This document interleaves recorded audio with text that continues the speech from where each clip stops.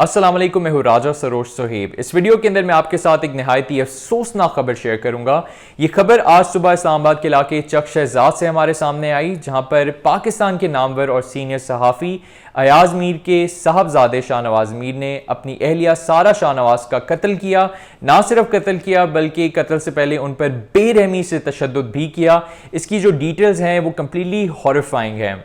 और मैं कोशिश करूंगा कि मैं आपके लिए इस वीडियो में सम अप कर सकूं अब तक की जितनी भी हमें मालूमात मिली है। स्टार्ट करते हैं कि ये वाक़या पेश कैसे आया। तो अब तक जो ज़राए के मुताबिक इस वक्त खबरें हमें मिल रही हैं, कल रात को जो सारा थी वो दुबई से, जहाँ पे वो जॉब करती थी, वहाँ से इस्लामाबाद पहुँची और हस्बैंड के घर गई। दोनों की जो शादी थी वो आज से 3 महीने पहले हुई थी और ये शाहनवाज की तीसरी बीवी थी। कोई अनबन हुई, दोनों के बीच में कोई लड़ाई हुई, जिसके अंदर जो शाहनवाज थे उनको गुस्सा आया और उन्होंने डंबल उठाकर उनके सर पे मार दिया, जिसकी वजह से वो पूरी तरह से ज़ख्मी हो गई और बेहोश हो गई। जिसके बाद ज़राए बता रहे हैं कि उनको ड्राउन करने की कोशिश की गई, यानी बाथरूम के अंदर जो टब है उसके अंदर पानी भर के उनको ड्राउन करके मारने की कोशिश की गई। और जो इम्कान जाहिर किया जा रहा है वो यही है कि उनकी जो डेथ हुई है वो ड्राउन होने से ही हुई है। सुबह जब शाहनवाज की जो वालदा हैं, जो शाहनवाज के साथ इसी घर के अंदर रहती हैं, उनको जब मालूम हुआ कि ये वाक़या पेश आ गया है तो उन्होंने पुलिस को इतला दी और पुलिस जो है वो मौके पे पहुंच गई, जहां पर उन्होंने शाहनवाज को भी गिरफ्तार कर लिया और साथ ही साथ जो बॉडी है उसको रिकवर कर लिया है। पुलिस के पास बहुत सारा एविडेंस जो है वो भी मौजूद है और अब जो है शाहनवाज को ऑब्वियसली पेश किया जाएगा मजिस्ट्रेट के सामने, जहाँ पर उनका जिस्मानी रिमांड लिया जाएगा और मज़ीद जो इन्वेस्टिगेशन उसको आगे बढ़ाया जाएगा। सारा की जो बॉडी है उनको आज पोली क्लिनिक जो है वो भेज दिया गया पोस्टमार्टम के लिए,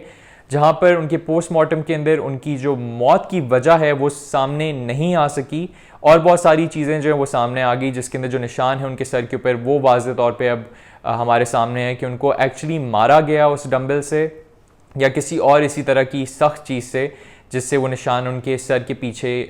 नज़र आ रहा है। और जो चीज़ें जो हैं वो भी बहुत तेज़ी से बदलती जा रही हैं इस केस के अंदर, जिस तरह हर मर्डर केस में होता है कि जो चीज़ें हैं वो कॉन्स्टेंटली बदलती जाती हैं। तो जैसे जैसे कॉन्क्रीट इन्फॉर्मेशन हमारे सामने आएगी वो मैं आपके सामने रख दूँगा। अब ये हो रहा है कि जो उनकी बॉडी है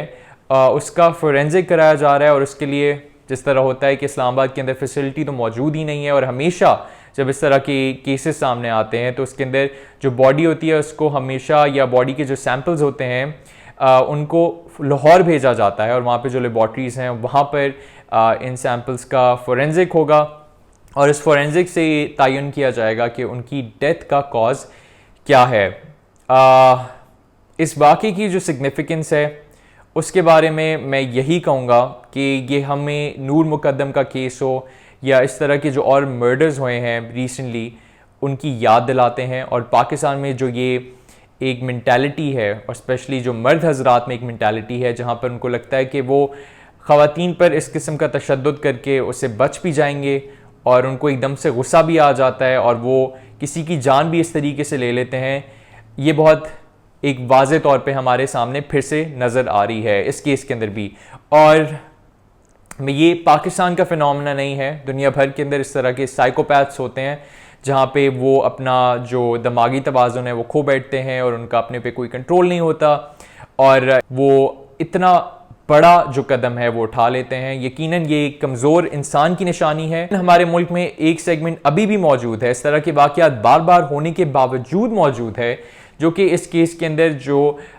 विक्टिम है यानी सारा जो हैं उनके अगेंस्ट जो है वो चीज़ें ढूंढना शुरू कर देंगे। और ऑब्वियसली क्योंकि एक हाई प्रोफाइल केस भी है तो उसको कोशिश की जाएगी, जिस तरह होता है पाकिस्तान के अंदर, कि इसको दबाया जाए। तो ये आप पर है और मुझ पर है और हम सब पर है कि हम सब मिलकर इसके खिलाफ इसी तरीके से आवाज़ उठाते जाएँ। मैं आपसे ये अहद करता हूँ कि जैसे जैसे हमें नई डेवलपमेंट्स मिलती जाएंगी और जो रेवलेशंस हैं वो सामने हमारे वाज़े होती जाएंगी तो मैं आपके साथ वो तमाम डिटेल्स शेयर करता जाऊँगा। और जब तक ये केस अपने अंजाम तक नहीं पहुँचता तो इस पर हम इसी तरीके से मिलकर आवाज़ उठाते जाएंगे। मेरी तरफ से इस वीडियो में अब तक के लिए इतना ही। मज़ीद खबरों, तबसरों और मालूमात के लिए देखते रहिए मेरा YouTube चैनल।